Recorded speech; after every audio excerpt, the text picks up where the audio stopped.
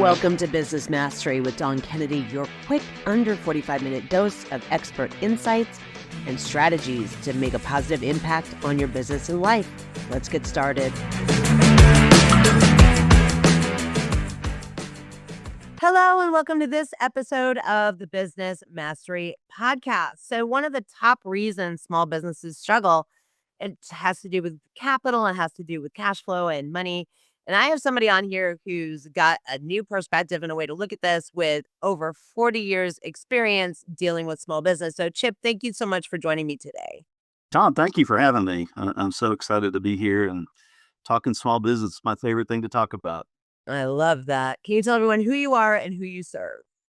Yeah, so I'm a 40-year banker. I retired last year, and about 5 or 6 years ago, I started a coaching practice called BIZZICS. And the idea, kind of the central theme of my coaching approach is to focus on momentum and a way forward for businesses. So it applies the physics law of momentum to business. And the name, I get asked about the name all the time, and it actually had a little bit of intelligence to it. I was listening to a podcast one time. I think it was Sarah Blakely was talking about Spanx and coming up with the name for that. And whoever the expert was said the best brand names are 7 letters or less. They either have a clicking noise or a buzzing noise, and if you can get double letters in there, it's going to be really strong. So it's the combination of business and physics. We call it BIZZICS, and it sounds simple, but obviously, simple things are pretty deep. They're not simplistic necessarily, but simple. So I love that. What a great so my name. target is really owner managed companies. We say small business. Sometimes I resist that because I don't think there's really anything small about a dream of serving people. But owner managed up to about 10 or 15 employees is my target, and probably 5 or less years in business. You and I have talked a number of times about this statistic that's just is kind of haunting. You think about the energy and capital that's put into a business, and knowing that you got a 50-50 chance of making it. That's where I want to focus, is on that group of people that's in the first 5 years, because I think we can figure some things out for them. I agree 100%. If it takes 10 years or 20 years, we just need to move that dial a little bit, right? We need to set businesses up to have a better out of success. So my first question, let's just dive into your 40 years working in banking with small business. And we generally know that one of the reasons small businesses struggle is that access to capital or understanding kind of the financial intelligence around managing the business. So can you talk a little bit about your 40 years, what you've seen, and how that SBA business plan that everybody brings to you has played a role in capital or not capital? Yeah. I really want to kind of set the stage, It goes way back, Don. You think about Yes. starting in 1984 in banking, and we take credit scoring. It's like this huge integration of an algorithm that pulls all this information, and you get a score. And I literally remember on the consumer side, very early in my banking career, that we had an application that had it was a duplicate form, so you'd write everything in, and then you'd personally like assign the value to, like, if they were a homeowner, if they had credit, if they had whatever. Like, we were manually scoring things that would then be audited by somebody that we never saw, in a back room. And you just think about how sophisticated credit delivery has become, that you can get credit online from online lenders with very, very little trouble. It's just kind of based on your credit score. And unfortunately, there's a lot that goes into it, that for businesses in particular, to borrow money on a business really requires a lot of deep conversation with somebody about what you're doing and the risks that you're taking on, and your own capital at risk, not just the bank, but that you have your act together. So I think what I've seen over the years is in business formation is a lot of form orientation. There's a 4-inch 3-ring binder of documents that you're supposed to complete. But my book, this book BIZZICS that I wrote, is really about how you move forward with the business, get traction with it, and sustain momentum over time. And there's a lot more to it than that. I think I say this all the time when I speak. I feel like most businesses run out of energy before they run out of money. And spending some time thinking about exactly what it is that you're trying to do, uh, feeling eternally passionate about the people that you're trying to help, and not knowing that it's going to be, kind of a long slog to get there. It's a reality check, and if you don't have qualified people asking you hard questions about things like margins. I was with someone yesterday, and they're talking about a bakery that opened up in their community, and the owner was struggling, and they just started asking some questions about, how do you know how much money you're making? And it wasn't even a mathematical component to the business. It was the idea of being a bakery on a main street in a small town. It was, the romantic allure of being that person in town. And that's great. I mean, I think serving people is great, but as we say in the book, business is complicated. You really have to solve for multiple things at one time. And if you don't have that perspective going in, it's you kind of understand why the statistics where they are where they are. Right. Yeah. The romanticizing idea of being a business owner. And, and I'm going to blame some of that on the internet marketing that exploded during the pandemic, right? It's like in 5 easy steps, have Right. this thing. And without a whole lot of consideration for people having a second mortgage on the line or something like that, Right. because they don't really truly understand those business fundamentals. And I have seen lots of quote unquote hacks and things out there that are like, oh, if you're a retailer, then just 2.5 your wholesale. Like wholesale cost, 2.5 your wholesale Right. cost, you'll always make money, except for your overhead and your labor and your right. So there are things like that that I think have been out there. So as a banker, I'm sure you've had to have those very tough conversations as well, where somebody's looking for a loan to expand or they're looking for more capital to do something different. And you've had to look at their situation and say, I'm so sorry. This is probably not going to be, good for anybody in this Right. equation. So what does that look like for you just personally because you are such a small business advocate, and what are the primary reasons you've maybe had to say no? Um, well, I'll answer the emotional part of saying no second. I think that the reasons that we say no are, um, first of all, just the idea of like a universal principle of fairness and equity. You can get into all the financial gyrations about what leverage is and that type of thing, but um, I think for businesses to move forward, there's got to be a fair proportion of what the owner has and what the bank or the creditor has, because it is a physical principle that will break if it gets out of whack. I mean, it's just a law of nature that that lever will not sustain itself. So we get into a lot of discussions about what the borrower has in it, what the bank has in it, just to start. A lot of times there's not liquidity to put in the business, and we get into the discussion about the home as a source of equity, something that makes the bank feel better. But then you also have to look at the home as collateral, not so much net equity, like the equity that's running the business. You're just trying to feel safe. So I think that's a big one. I think the second one I would say is projections.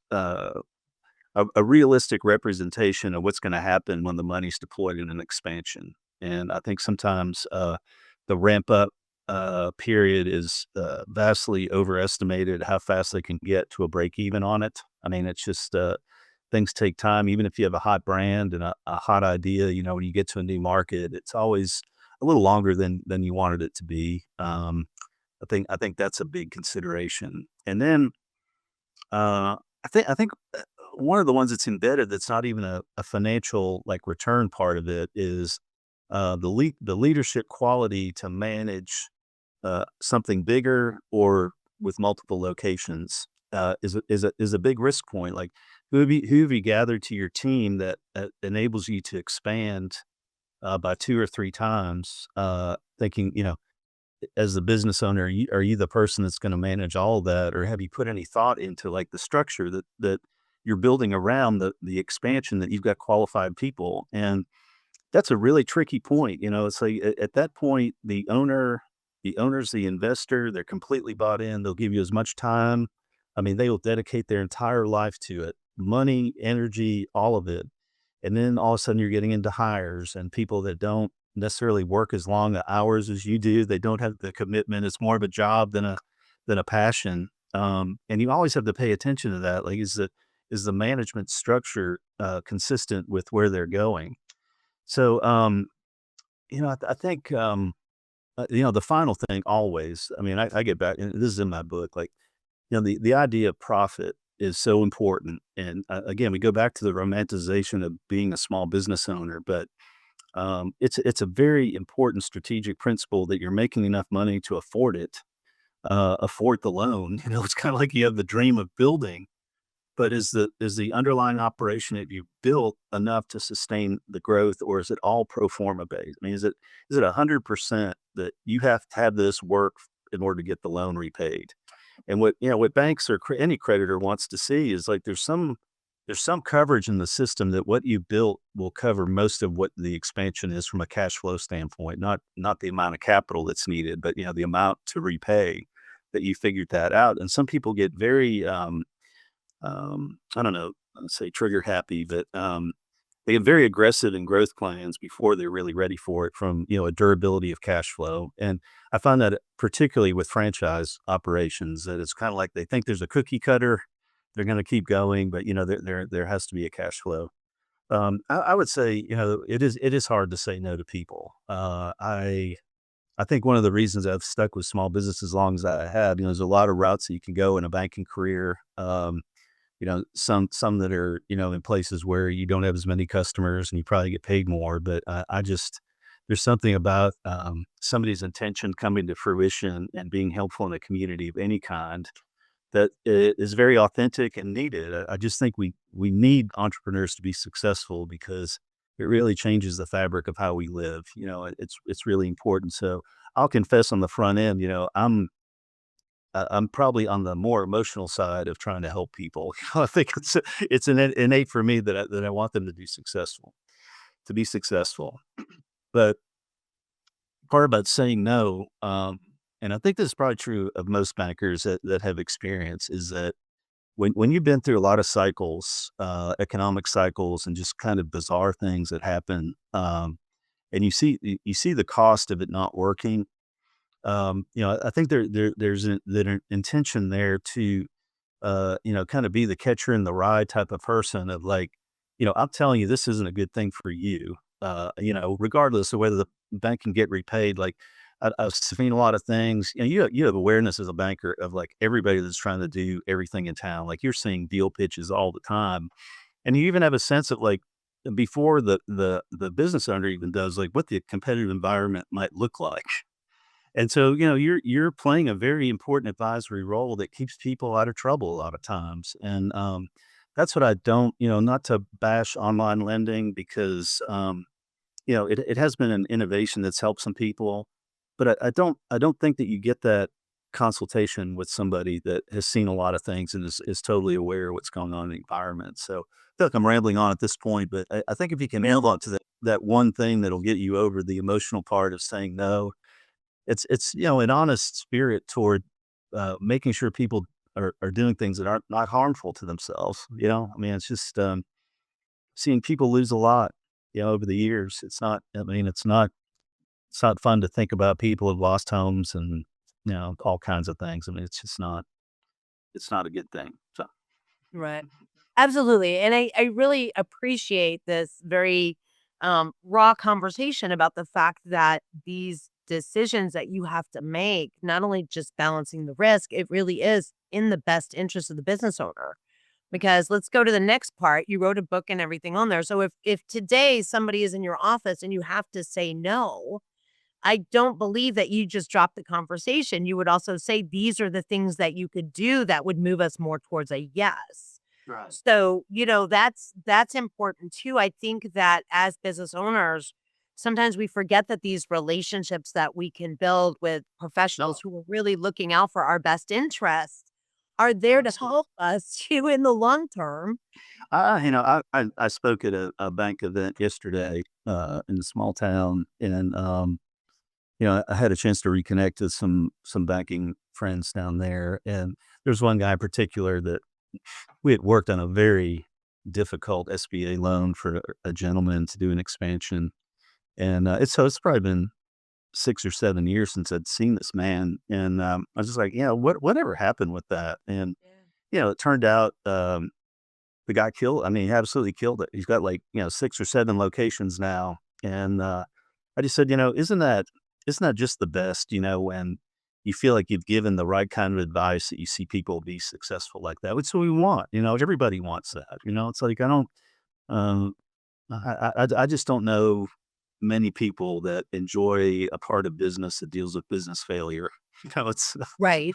you got to have them. But I think by and large, attorneys, insurance people, bankers, CPAs, these should be the most trusted relationships that you have. And some of it feels like you can shortchange the expense and cut corners and do online bookkeeping or and it's just worth every penny. When you get a professional in your corner to guide you, it's worth every penny. You're not giving up any equity of your company to do it.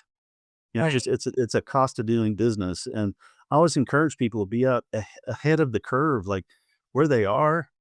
Buy the notch up on the advice. It'll pay for itself. Like don't buy like what you needed yesterday. Like buy what you need like 3 to 5 years from now on all this advice because it just pays off in spades when you find those kinds of relationships. Definitely. And I do want to kind of circle back, if you will, your point about the what I like to call the optimism bias of the entrepreneur. We're going to do this in 90 days. We're going to do this in a year. We're going to do this in a Yeah.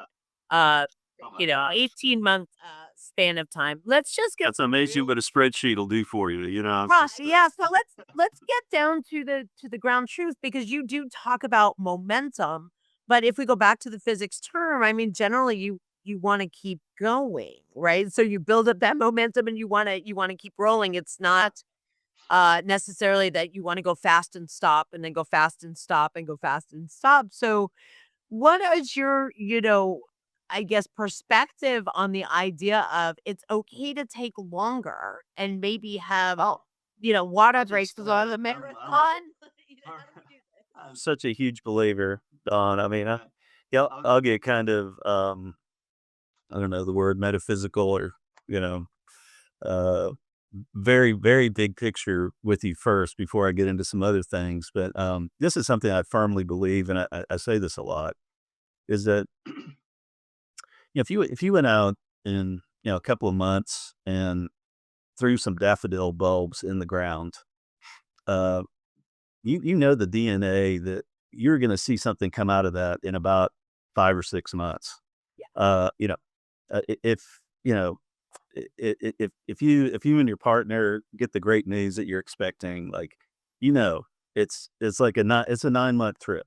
I mean, there's a certain DNA that the way everything comes together. There's a gestation period for most things.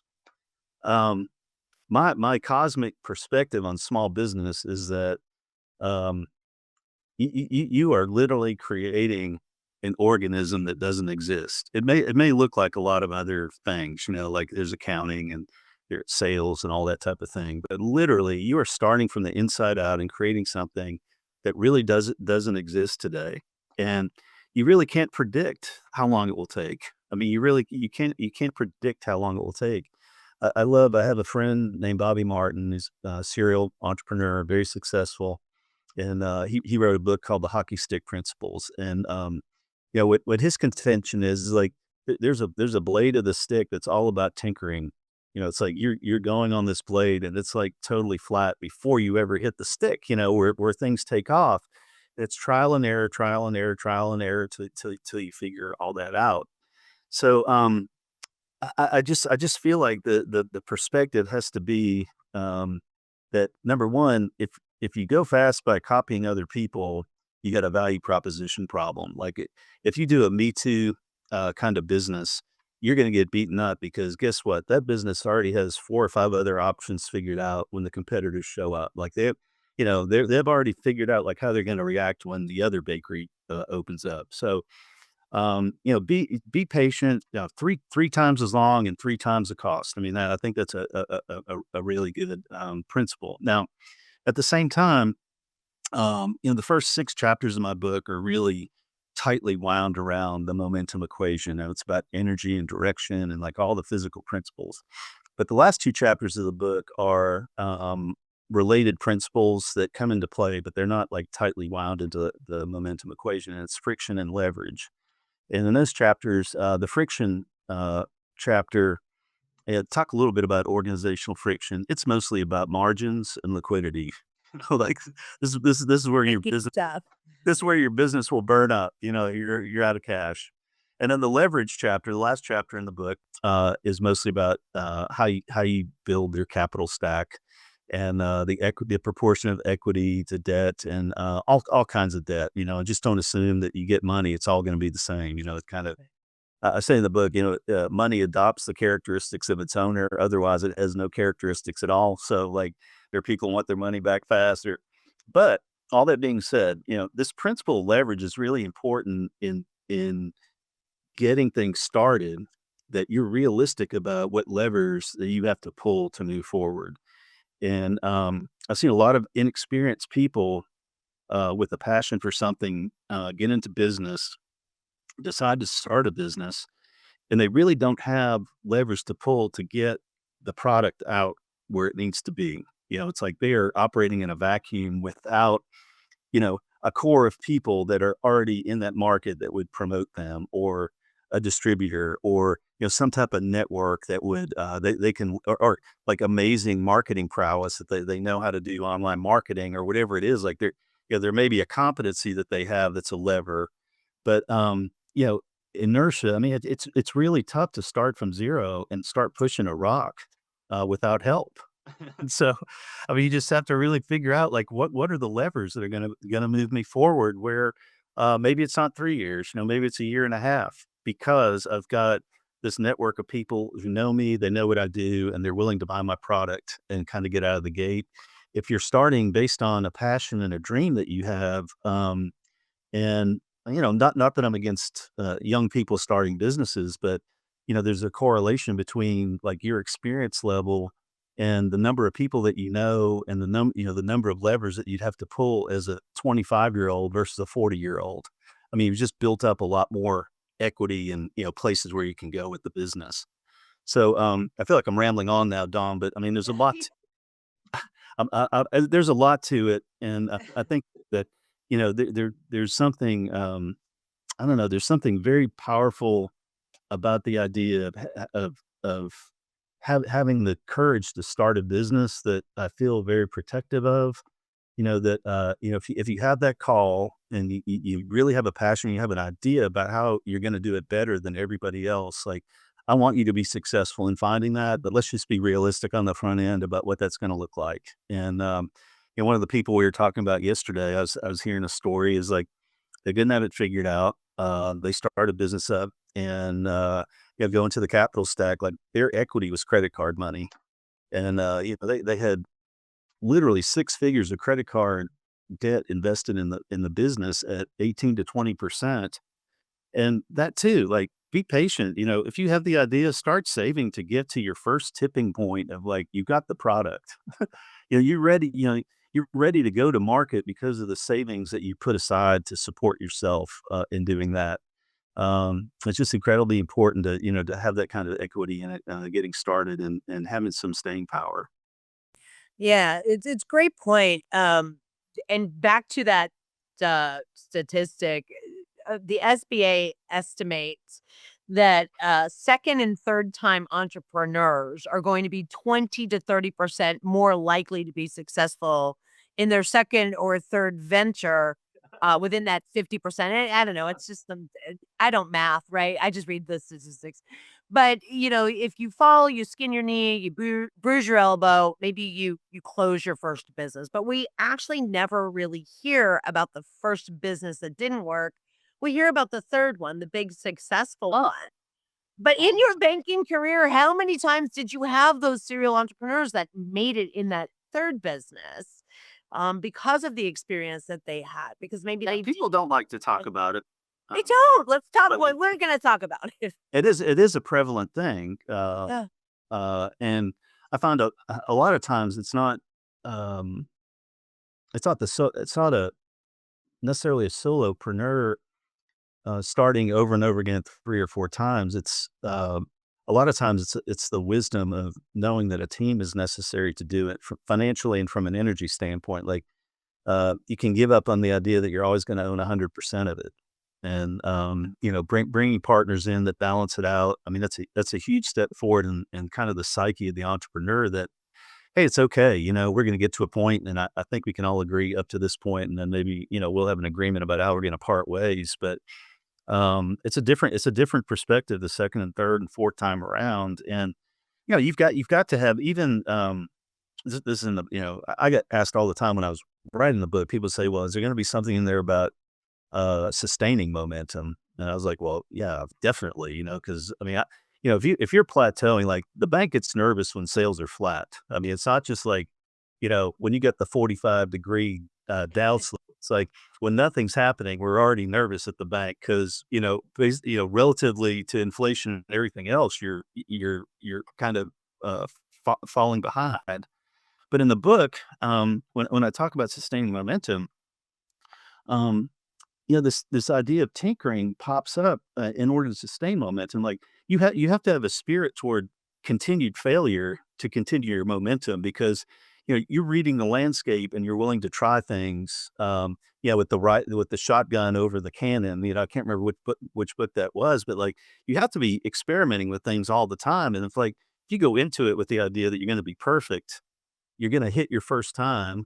You're not gonna ever fail. Like, you'll never, you'll never find the way forward where, you've tinkered around with something, and all of a sudden, it's an idea that will grow to the size of your current business or greater. I think that's just a big part of sustaining momentum is you have to have that spirit toward failing and learning. I mean, it's just part of entrepreneurship. Yeah, but that is not widely taught by the SBA. That is not widely taught by SCORE. Not throwing, everybody who gets into small business advisory, I truly believe really wants to help. Yeah. Main Street does so much employment, right? So we want those jobs to stay. But we don't actually talk about this maybe in those MBA courses or in Right. those Yeah, SBA. and I'm sorry to interrupt, but I mean, this No, just yeah. popped in my head that it's just a reality. It kind of goes back to equity and what you're starting and what you're personally investing in. When you've saved up some money and it's like, I'm gonna start a t-shirt shop. Yeah, I'm gonna do it on the weekends. I'm gonna have a pop-up restaurant or whatever. You're kind of tinkering along, but you're nursing it along, and then all of a sudden it's like you don't like doing it anymore. Or, there's something that comes up. It's just like, well, I just found I couldn't scale. So I stopped. Like that's one type of business failure. There's another type, which is the person is putting no money in and borrowing it all. And they back bankrupt. And, there are many people that are bankrupted and come back in glorious way. But when you're dealing with lenders, even investors, to make that decision and fail on, like a big scale failure that affects your credit and all of your standing and reputation in the community and everything, like it's really hard to come back for that. And I just want to, there's credit repair, there's things you can do, but like, when you get down to like, that's when you start picking up partners, like, you start collecting the information. There's 3 people and like you get all the information on 2 of them really fast and it's like, well, where's Bill's stuff? Where's Bill's stuff? And then you get it in and like the box is checked, bankrupt. And it's the one guy, maybe it's the idea person, but serial entrepreneurship is difficult. And I just, it can be done, but I would just say, like, scale your investment, knowing you're going to fail. Scale it to where you're not taking on a lot of debt with your first venture, because it's like people that hit it the first time, it can be a little bit dangerous too. That they feel a little bit invincible, but it just doesn't happen very often. I mean, it just Right. doesn't. It doesn't happen very often. So make sure it's your own money when you're first out there at the highest level of risk, and then there's a lot of capital out there. Banks are one form of capital, but I find more and more angel investing. There are people who have been successful that want to invest. And if you can show them that it's working, I think you got a really good chance of getting other capital in your business. That's not debt. And you'll find out, like, in the end, like, did it matter that you had 100% of something doing 1 million in sales when you could have had 80% of something doing 10 million in sales? Right. It's like you start waking up to that reality of, like, it's okay. It's okay to have a partner. So, anyway, I hope that answers your question. Yeah, absolutely. That's great answer to the question. So let's talk about this idea. Like you said, people were asking you, well, does it teach you how to sustain momentum? I find that's an interesting question. And the reason I find that an interesting question is because if you've, let's say, had a small hardware store or department store and it's passed down 5 or 6 or 8 generations, we could argue that it was sustaining momentum through the ages. Why do people wonder whether or not you can sustain your business once you've done the tweaking, and if you're forward thinking and you're starting to do the tweaks and the trials and the errors, and you're very, intentional about each step that you make? Why would people wonder whether or not it's sustainable? I'm interested in your answer. Is it because that they're not maybe realizing that there are forces outside of your own decision making that force you to think differently or have a new perspective? The biggest example I can come up with was a few years ago, the media was all over quiet quitting and employees and HR and that kind of thing. And, small businesses maybe felt they had to adapt or manage some of that. But why would someone ask? Well, once we got started, isn't here is its momentum sustainable? Well, I think we have to, the profile of the person asking that question isn't the person starting up. I think that question comes, I think, at a point in the company's history where the owner has plateaued with their own energy and investment in the company, and they're trying to figure out, how do we get more energy, more ideas, so that there are growth opportunities here. Like, it doesn't, like, the person starting is not worried about, like, 10 years from now when they're going to sustain it. It's always someone that is just starting to get to that point. Like, I don't know. I don't know if I'm in it. I don't know if I have kids that are interested in it. I'm trying to figure out, like, where this is going to go.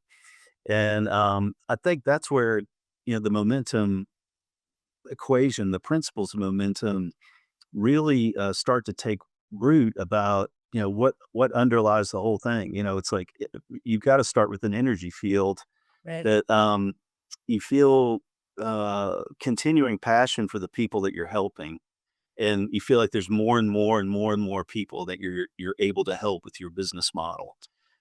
Some business models started based on a market that's not growing or shrinking, and it requires a lot of innovation to move forward, to think about, well, how am I going to do business now when people aren't using a landline phone, or whatever it is. Like, things are gonna change.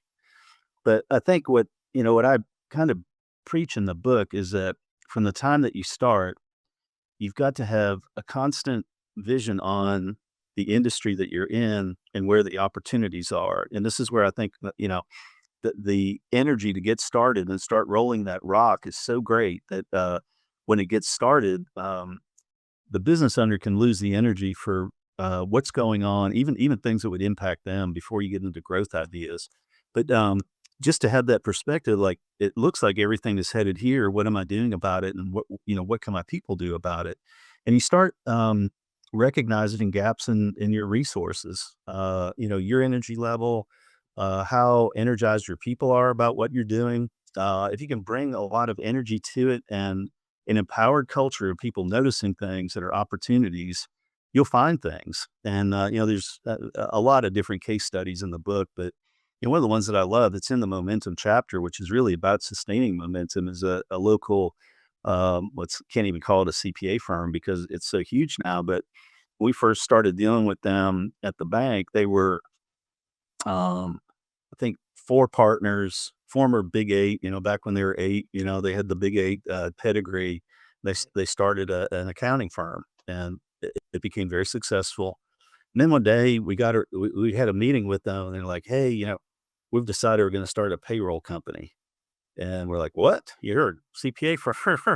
It's like 1995 or something. It was like unheard of. Like CPAs or CPAs. And that company is now like the largest financial service provider in the Southeast, and they do the CPA audit work. All the big middle market firms use them. I mean, it's a large CPA practice. They got a payroll business. They got an IT business.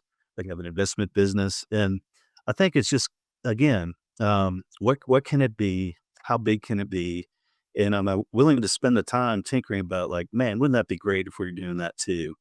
Not every business is going to be that way, but the business I was in yesterday when I was speaking, they had started with a storefront, Main Street storefront. They literally had 4 different things running in that building, 7 years later. And it was all adjacent kind of things that kind of all came together. So I just think, when people this is a E-Myth principles that Michael Gerber, I love his E-Myth book. He says it so well in there. It's like, if your reason for starting a business is to leave a job that you hate or a boss that you hate, like you're not going to last very long. Yeah. I mean, there really has to be like, some sense that you have a purpose in the world that's going to change people's lives. That things that they're doing or buying today, you could make it so much better and give people a lot more satisfaction. Because all it is like the paycheck.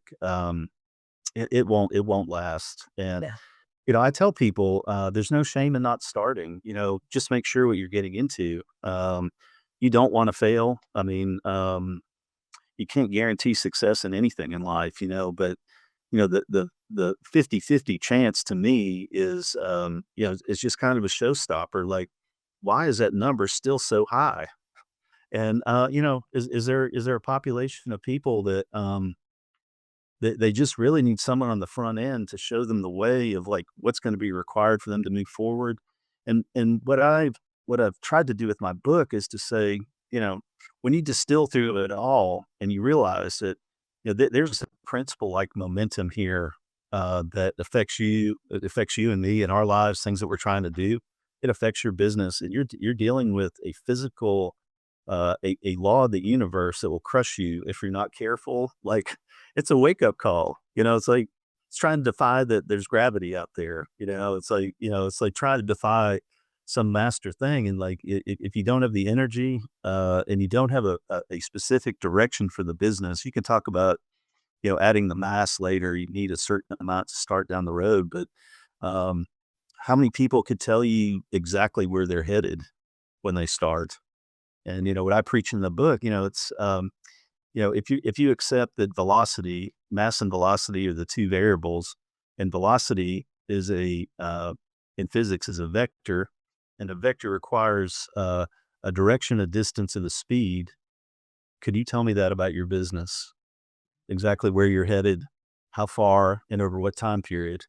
And if you can't answer that question, uh, how do you have momentum? It's like in the book, I talk about pinwheel firework.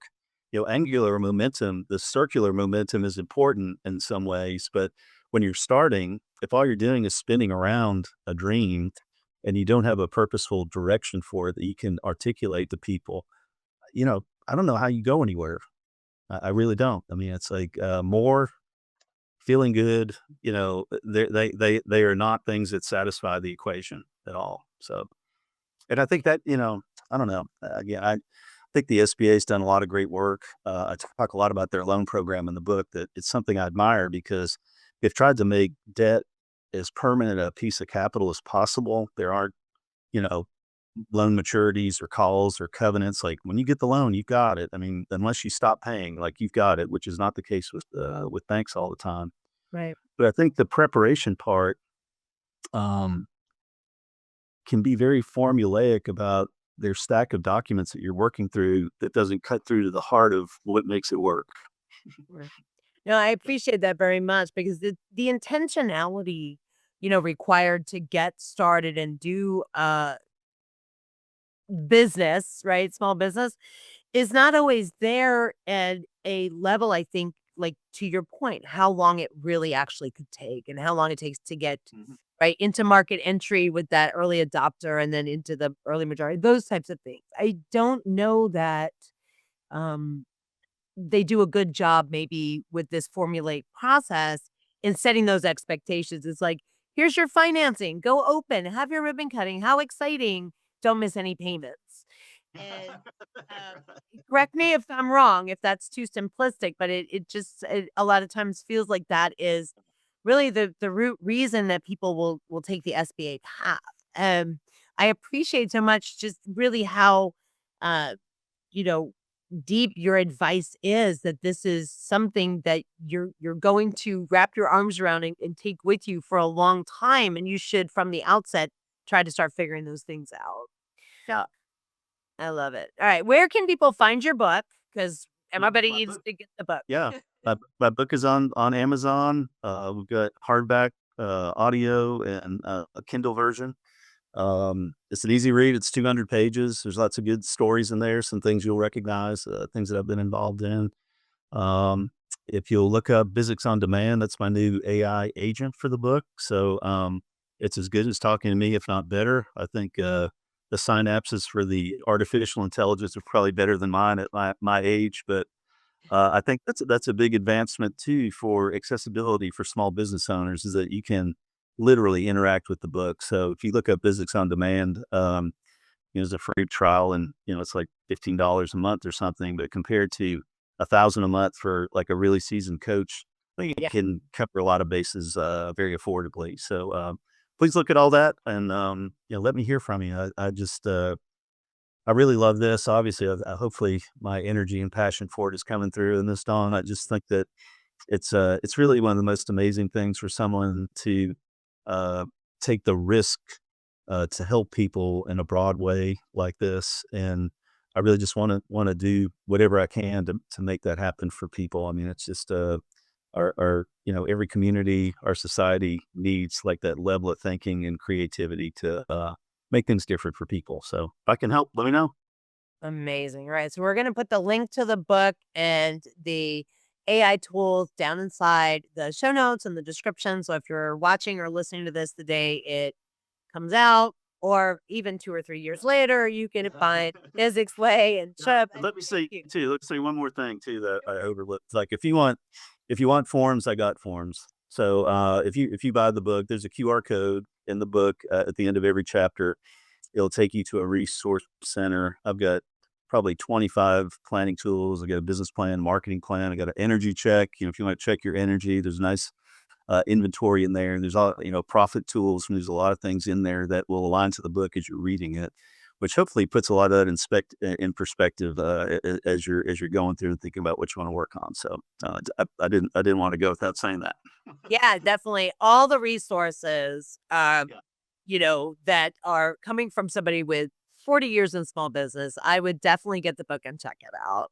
Thank you so much for this conversation today. Thank you. I love talking to other experts, and thank you for all you do. I mean, I think the more we resource people, the better off we all are. So thank you for having me on today.